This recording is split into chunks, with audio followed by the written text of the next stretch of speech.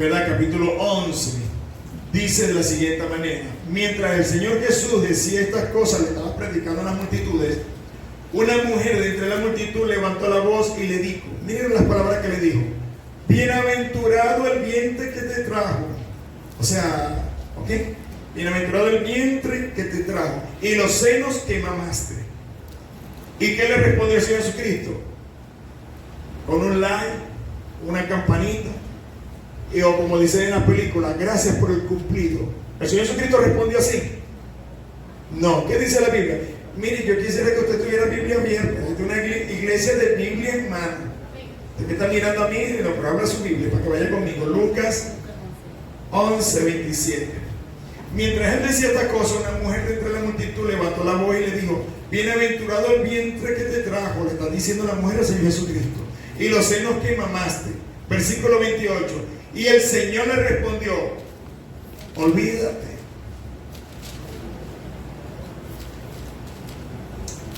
Antes, bienaventurados los que oyen la palabra de Dios y ¿qué hacen con ella? Y la guardan. ¿Qué está haciendo el Señor Jesucristo? Está corrigiendo el sentido que la mujer está dando a la palabra bienaventurado. Por eso le decía la semana pasada, para cerrar, que ser un bienaventurado no es porque se sacó la lotería. Pastor, me siento bienaventurado porque por ahí me llamaron y soy parte de una herencia. Mire, esas herencias a veces hay que desglosarlas bien. A veces terminan son en deuda que hay que pagar. Y se lleva a la gente una sorpresa.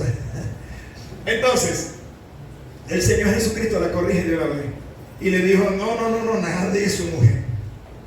No es bendecido el vientre que me trajo. Sí, es bendecido, pero bienaventurado no. Bienaventurados son los que oyen la palabra de Dios y la guardan. Cuando habla de la guarda no es guardar Biblia. Es que la palabra que yo escucho del Señor la pongo por obra. Eso se llama guardar la palabra del Señor. Es decir, que en todo momento la estoy aplicando. Se alberga en el corazón, pero para aplicarla en el momento que debo hacerlo. Amén. Dale fuerte aplauso al Señor por su amor y misericordia. Así que tenga este pasaje por allí guardado, que esto es muy bueno para aclarar el tema de lo que es un bienaventurado. Bienaventurado es aquel que oye la palabra de Dios y la guarda. Esto va en línea con el Salmo número 1, que practica la palabra de Dios y ella medita de día y de noche, por lo tanto todo le sale bien. Amén. Estuvimos hablando la semana pasada, entonces ahora sí entramos en tema. Estuvimos hablando acerca de los pobres y el sentido de lo que esa palabra implicaba. Ok, hoy vamos a hablar de la otra palabra que mencionó el Señor Jesucristo, y ahora sí ubíquese en Mateo capítulo 5. Rapidito. Mateo capítulo 5. Vamos a estar desglosando allí. En Mateo capítulo 5, el Señor dijo de la siguiente manera: bienaventurados los que lloran, porque ellos recibirán consolación. Entonces, bienaventurados los que lloran. ¿Cuántos lloran aquí? ¿Ah? Mire, 7 pasajes tienen que ver con el llorar en el plano natural. Las mujeres, mi hermano, eso van a recibir mucho galardón.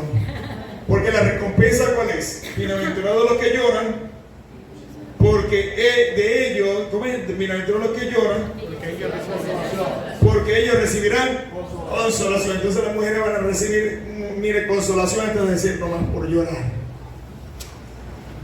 Si el niño nació lloran, si crece y pasa al kinder lloran, si pasa de kinder a primer grado lloran, se casan lloran. La mujer lo resuelve todo. Es el sentimiento, ¿verdad? Común y corriente. Es el diseño que tiene. Son muy emotivas. De allí que el hombre no camina mucho con las emociones, ¿no? Y eso no es tampoco criticable. Sencillamente, cuando estamos hablando de que los que lloran recibirán consolación, este llorar no tiene nada que ver con cosas o cualquier cosa de esta vida. Hay gente que llora porque perdió un carro. Hay gente que llora porque perdió el negocio de su casa. Hay gente que llora por otros aspectos de la vida. Lloran y hasta se enferma porque lo despidieron del trabajo. Hay muchos factores por los cuales la gente llora. Pregunto, ¿a todos ellos el consola. ¿A quién es que va a consolar Dios porque llora? Con ese calificativo de llorar. ¿A quién cree usted que va a consolar al Señor? Ciertamente, vamos a estar claros, hay problemas y circunstancias que nosotros pasamos en la vida y sin duda alguna el Señor en ese momento nos toca y nos habla y su presencia es de mucho consuelo. Pero cuando habla de un bienaventurado, cuando está desglosado en el bienaventurado, ya dijimos que la palabra bienaventurado es aquel que está montado en el carril en la palabra del Señor. Entonces, bienaventurados los que lloran, los que están en el carril cumpliendo la palabra del Señor y están padeciendo por alguna causa. Entonces, ¿quién va a ser recompensado por eso? ¿Cuál es el grupo? Entonces no son los que lloran por cualquier cosa en la vida y no es lamentarse porque no se logró un objetivo. ¿Cuánta gente usted conoce que porque no se tuvo un percance en la universidad y tuvo que dejar la carrera en el 7º semestre porque no pudo continuar y llora y se lamenta? Y usted habla con esa persona después de años y todavía no se ha recuperado del tema. No se trata de ese tipo de sufrimiento o de lloro. Y no es llorar porque tampoco hay situaciones tan simples en la vida y se ponen a llorar. En cierta ciudad estábamos nosotros por un tiempo transitorio y de pronto vemos una hermana con una condición bastante, oye, uno decía, ¿qué le pasa? O sea, semblante decaído, triste, parecía como, de acuerdo a lo que se decía, como si se hubiese muerto tal vez un pequeño de la familia, un nieto, un niño. Y cuando indagamos un poco más qué fue lo que le pasó a la hermana, por qué tanto sufrimiento, no, lo que pasa es que ella tenía un lorito y se le murió. Tiene un loro que lo apreciaba mucho y se le murió el loro y ahora anda así, toda triste, una creyente en un extremo de sufrimiento porque se le había muerto una mascota. Ella estará dentro del grupo que recibirá consolación, de acuerdo a lo que estamos hablando en cuanto a una bienaventuranza. Por supuesto que no. Creo que una persona creyente que haga eso, que llore por una casa, un carro, una mascota, en fin, yo no dudo, o sea, yo no soy ajeno al hecho del sufrimiento humano y que perdamos un familiar, un hijo, una esposa, la mamá, el papá, y usted transitoriamente llora porque el Señor Jesucristo lloró ante la tumba de Lázaro. Y déjenme decirles que el Señor Jesucristo no se acercó para llorar por Lázaro, sino que dice la Biblia que el Señor Jesucristo vio a las multitudes llorando, a las hermanas de Lázaro llorando, a todo el que le rodeaba estaba llorando, y el Señor Jesucristo pues fue empático con ellos, Él lloró con ellos, y Jesús lloró, y la gente lo miró y le dijo, wow, mira cuánto le amaba, porque derramó lágrimas por su amigo Lázaro. O sea que el entorno a veces lo lleva a usted a hacer cosas. Tiene que leer la Escritura, el capítulo 11 de Juan, donde la Escritura dice que como vio a todos llorando, ¿verdad? Él no lloró porque los demás estaban llorando, sino que en el momento, pues sencillamente, y de eso no estamos exentos. Yo no estoy hablando de eso. Yo estoy hablando de gente que está llorando por cualquier cosa de este mundo. A usted y a mí, cosas de este mundo no nos tienen por qué estar haciendo llorar. Así de sencillo. Cada situación la tenemos que afrontar como un desafío, pero no para estar llorando. Amén. Porque entonces estaríamos negando todo lo que Dios está haciendo en nuestra vida con su palabra, con sus principios de reino. Entonces es muy importante que nosotros le demos el sentido y la aplicación de lo que significa esta palabra llorar. Es un sufrimiento ante lo indebido. Escúcheme bien.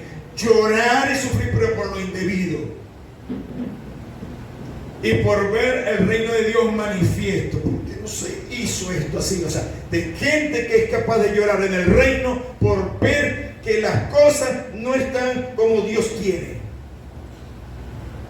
Ese llanto es el que va a ser recompensado por el Señor. Y esa es la persona que va a ser consolada.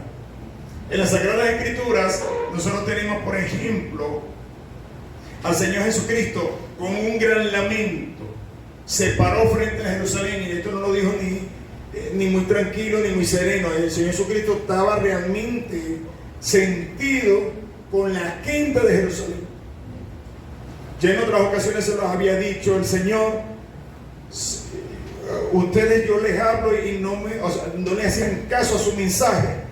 Si otros vinieran en su propio nombre, a ellos sí oirían. Y si Jesucristo estaba, pastor, ¿usted cree que el Señor Jesucristo estaba sufriendo entonces en ese momento? No, no es eso.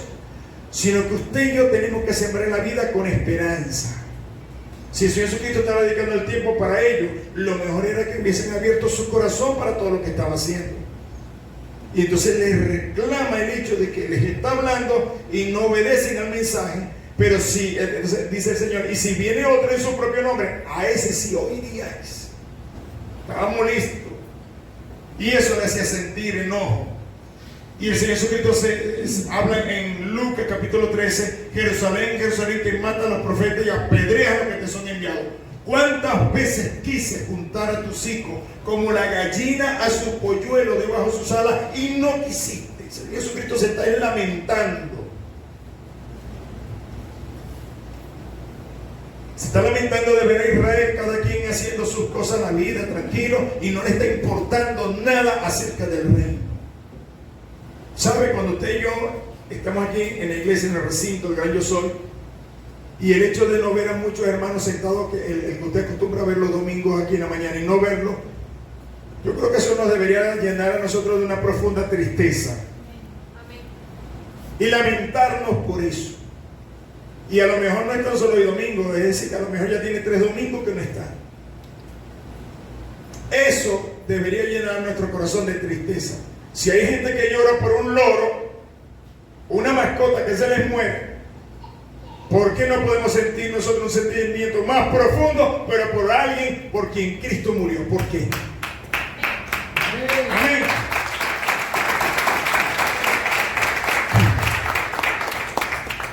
Le damos gracias, Señor, por todo el trabajo que se está haciendo. Y nuevamente, Mujer de Excelencia, ese trabajo ahora más puntual allí de hacer grupo. ¿Sabe qué? Eso es para atendernos un poquito más de cerca cada uno. Si usted está dentro de un grupo, usted sabe lo que están viviendo y esto es extraordinario, los testimonios, la ayuda. Y lo que he escuchado es que han salido muchos fortalecidos de esas pequeñas reuniones. Porque debemos de alguna manera buscar la estrategia para que estas cosas no nos ocurran. Amén. Ser empático y allí a las personas en medio de sus problemas se relajan un poco también. Compartir en grupo. Esto es bueno, en los caballeros también. Es el propósito. Por ejemplo, en el Salmo 137, 1. Ajá. 137, 1, disculpe lo de la cita.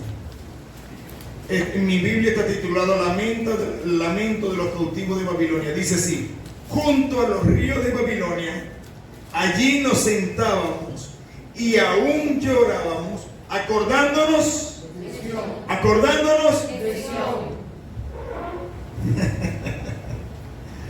Ahora pregunto yo, si ellos fueron llevados cautivos a Babilonia, hábleme de las cosas que perdieron. Fueron llevados cautivos. Usted llevado cautivo a algún sitio. ¿Qué perdió? Propiedades, casa, carro, todo. Familia, todo, lo perdió todo. Y esta gente, habiéndolo perdido todo, ¿por qué estaba llorando? Porción. ¿Cuál era su lloro?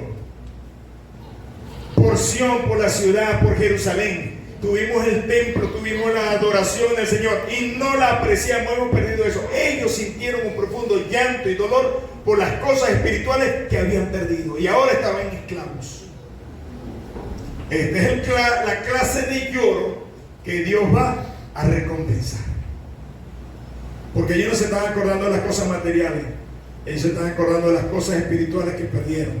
Hoy nosotros vivimos en Jerusalén, ¿sabe? Para ellos Jerusalén, el templo, la administración, el sacerdote, el ofrecer holocausto, los mantenía totalmente libres de los enemigos. Y ahora que están cautivos, ellos recuerdan que habían perdido la bendición. ¿Sabe? Cuando usted llora por haber perdido una bendición, una oportunidad de servir en el reino del Señor, ese es un lloro que delante de Dios tiene peso. Si usted llora por carro, por casa, por amigos, por esto, usted va a tener problemas. Porque eso no va a ser recompensado. Estamos hablando de que un bienaventurado es aquel que llora, pero llora por cosas con sentido alineado a la palabra del Señor. Amén. Entonces es hora de que usted y yo comencemos a sentir un profundo dolor por las cosas espirituales. dentro de ella la puntualidad, estamos corrigiendo todos esos aspectos, si se ha dado cuenta. Porque el tiempo perdido, ¿cómo dice? El tiempo perdido. El tiempo perdido, dice por allí, hasta los santos lo lloran. Dígalo conmigo, tremendo. Pedro lloró de arrepentimiento. Había ofendido al Señor porque lo había negado. El Señor se lo había dicho: Pedro, no va a cantar el gallo 3 veces sin que me hayas negado. Habrá cantado el gallo cuando me hayas negado ya 3 veces.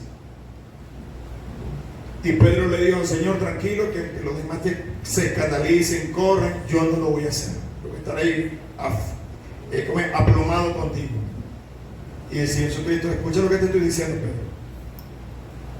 Y cuando le tocó la hora de la pequeña, ¿qué dice la Escritura? Negó al Señor Jesucristo. Pero una vez que lo negó por tercera vez, salió corriendo y dice la Biblia, lloró amargamente. Ahora, ¿por qué lloró amargamente? Tampoco estaba llorando por cosas materiales. Él estaba llorando amargamente porque le había faltado a su Señor, a quien tanto beneficio le había dado. ¿Sabe? Cada vez que usted y yo estemos lejos haciendo lo que a Dios no le agrada, debemos llorar por no hacer lo que el Señor nos ha mandado hacer. Eso nos debe hacer llorar a nosotros. En la Sagrada Escritura hay una historia muy triste del hombre más fuerte que ha habido sobre esta tierra. Fuerte no porque él hizo bíceps, tríceps y se inyectó cuestiones en el cuerpo, no, sino que por la gracia del Señor el hombre fue dotado con fuerza y empezó a hacer y deshacer en la vida, cometer pecado por aquí, entretenido con muchachas por allá, haciendo y deshaciendo, porque él sabía que cada vez que el mal se le venía encima, se zafaba rápidamente y ya está, pues, y se volvía a encaminar. Pero un día, dice la Escritura, un día tenían los enemigos encima y él pensó: haré como las otras veces, lo lanzaré para acá, lo lanzaré para allá, romperé la cuerda y seré libre.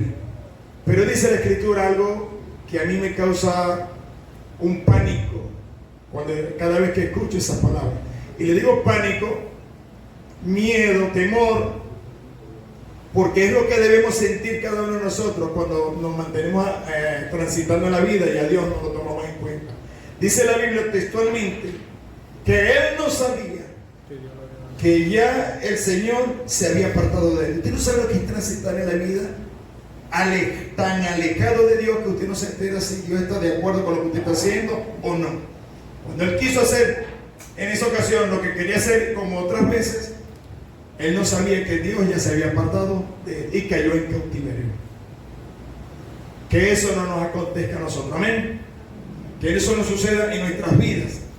Pedro, al saber una situación que se había metido, lloró amargamente. Esta clase de lloro que produjo arrepentimiento entra en el área de los bienaventurados, a quien el Señor siempre va a confortar. Amén.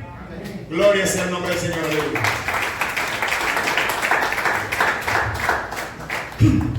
Porque Pedro lloró, tuvo arrepentimiento y con sus hechos demostró que se había arrepentido. Hay gente que llora, pide perdón, pero sigue haciendo lo que está haciendo. Eso delante de Dios tampoco es valedero. El propósito es que nos encaminemos en el Señor. Amén. Vamos a ver lo del apóstol Pablo. El apóstol Pablo en 2 Corintios 11, 28 y 29. 2 Corintios 11, 28 y 29. ¿Qué nos dice la Sagrada Escritura acerca de la actitud del apóstol Pablo? Dice el apóstol Pablo, viene hablando de todo lo que el trabajo y la fatiga que están teniendo, en dificultades, en lloro y esfuerzo. Y además de otras cosas, dice el apóstol Pablo en el versículo 28 del capítulo 11 de 2 Corintios. Y además de otras cosas, lo que sobre mí se agolpa cada día, la preocupación por todas las iglesias. ¿Qué le preocupaba al apóstol Pablo? ¿El dinero que estaba en el banco? que el dólar está en alza. ¿Qué es lo que le está preocupando al apóstol Pablo? La situación de la iglesia. Pregunto, ¿y el apóstol Pablo ya en ese momento tenía problemas? ¿Sí o no? Porque él dice, aparte de todos estos problemas que yo tengo, que se me agolpa sobre mí la preocupación que yo tengo por el reino de Dios. ¿Saben qué es tremendo?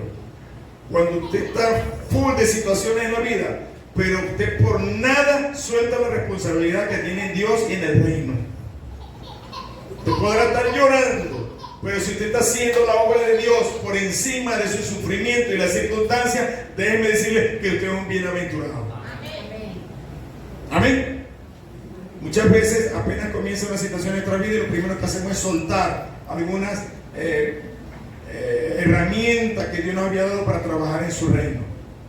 ¿Sabe? Eso a Dios no le agrada.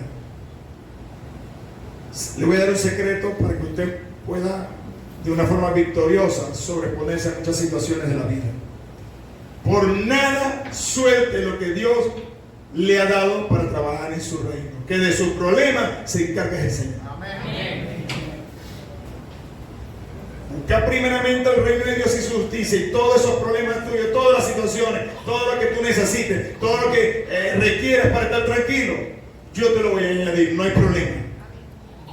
Pero ocúpate de mi reino y de mi justicia. Dios dice, ocúpate de lo mío, que es una sola cosa, servirme, que yo me encargo de todas tus necesidades, o sea, del plural. ¿A cuánto le gusta un negocio así? Vamos a ver.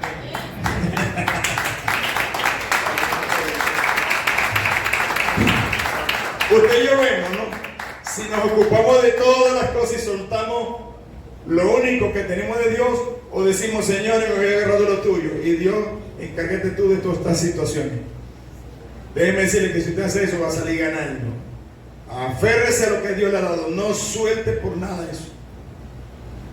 Siempre lo hemos dicho a la charla de pareja, sabe que nos ha bendecido el hecho de que cuando hemos tenido dificultades como familia, mi esposa y yo, que ninguna familia en esta vida es perfecta, mantenernos aferrados a la responsabilidad que Dios nos ha dado. Aún muchas veces, yo eso lo he dicho ampliamente, porque yo no soy ¿cómo le diría? Yo no voy a hacerle creer a la iglesia más allá de lo que soy, como dice el apóstol Pablo. Ha habido momentos difíciles y unas ocasiones que íbamos a estar disgustados a dar charlas de pareja. Claro, eso no es para de una vez demostrárselo a todos, sino que sabíamos lo que teníamos. Pero mi hermano, cumplíamos con el Señor, con su reino y su justicia. Cuando nosotros salíamos de ahí, salíamos como nuevos. El problema nuestro se había ido. Y eso se lo recomendamos a los matrimonios. Deje de estar pensando en el problema suyo. Salga con su esposa y vaya que el amigo que usted sabe que es hermano se está dando durísimo como matrimonio, y ayúdelo a resolver su problema. Cuando usted termina de ayudarlo, el suyo desapareció hace rato. El problema suyo va a desaparecer. Amén. ¿Cuánto están contentos? ¿Cuánto están aquí todavía? Amén. Gloria sea al Señor. Entonces, ¿de qué está hablando el apóstol Pablo? Y sobre lo que sobre mí se agolpa. ¿Cuál es? Mi preocupación por toda la iglesia. Y miren lo que dice el apóstol Pablo, versículo 29. ¿Quién enferma y yo no enfermo? O sea, el apóstol Pablo no está hablando de que si a alguien le dio gripe, le va a dar gripe, ¿no? Estamos claros de eso. ¿Quién enferma y yo no enfermo? Es decir, ¿quién está mal y yo no me siento mal con él? ¿Cómo se llama eso? Empatía, dígalo conmigo, empatía. Que usted sepa cuando el hermano le está yendo mal y usted se sienta mal, pero se siente mal porque usted quiere ayudar a resolver ese problema. Ayudarle al hermano, tenderle la mano, eso es ser empático. Amén. Entonces, dice el apóstol Pablo, ¿quién enferma y yo no enfermo? ¿A quién se le hace tropezar y yo no me indigno? Dice el apóstol Pablo, a alguien le causaron un problema y le voy a decir una cosa, me enojo con el que le produjo el mal. Automáticamente. Ahora, a veces nuestros pensar, no, porque parece que yo no sé cuál es el problema que ellos dos tienen. Que lo resuelvan ellos.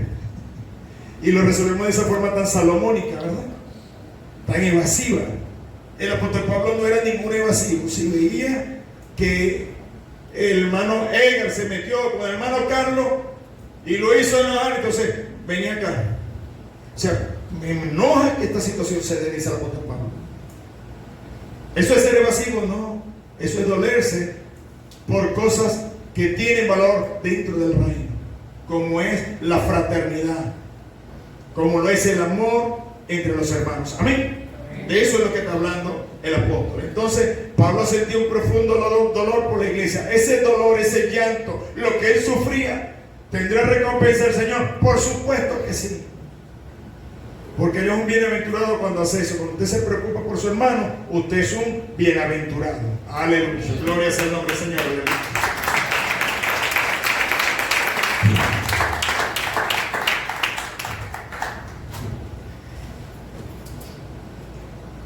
En 2 Corintios, si avanza un poquito más del capítulo 11, 12, 20 y 21, dice el apóstol Pablo.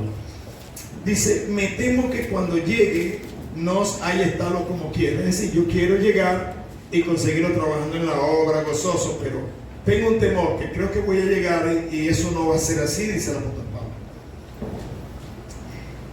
Y yo sé hallado entre vosotros cuando queréis, que hay entre vosotros contiendas, envidias, ira, divisiones, maledicencias, murmuraciones, soberbia y desorden. Dice el apóstol Pablo, me temo esto, que cuando vuelva, en vez de conseguir todo eso que yo tengo, dice el apóstol Pablo, bueno, sea Dios quien me humille a mí, que creo que lo voy a conseguir de una forma, pero en realidad ustedes están haciendo otra mejor todavía. Entonces quizás tenga que llorar por mucho, dice el apóstol Pablo, por muchos de los que antes han pecado y no se han arrepentido de la abundancia y fornicación lasciva que han cometido, dice el apóstol Pablo. Es decir, ¿por qué otra cosa dice el apóstol Pablo que él puede llorar? Aparte de las relaciones interpersonales y algunas preocupaciones por la marcha de la obra, el apóstol Pablo dice, por gente que han cometido pecado, ¿y qué pasa? Y aún no se han arrepentido. Y dice el apóstol Pablo, cuando yo llegue, creo que voy a tener que llorar, porque lo voy a encontrar como no quisiera. Pregunto, ¿cuántos de nosotros podemos tener un sentir como que el que está teniendo el apóstol Pablo? ¿Cuántos lo podemos sentir? Que aquel que está caminando indebidamente, yo tenga que llamarle la atención, dice el apóstol Pablo.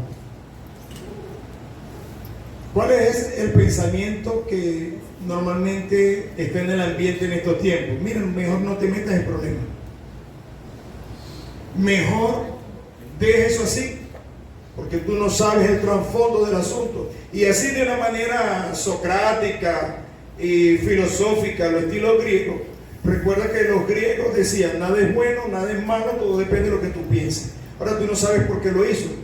Y entonces tomando toda esta filosofía, nosotros tratamos de no meternos en problemas. Pero eso no es lo que está diciendo el apóstol Pablo. El apóstol Pablo está diciendo, creo que voy a tener que llorar por mucha gente que ha hecho lo malo y aún no se ha arrepentido.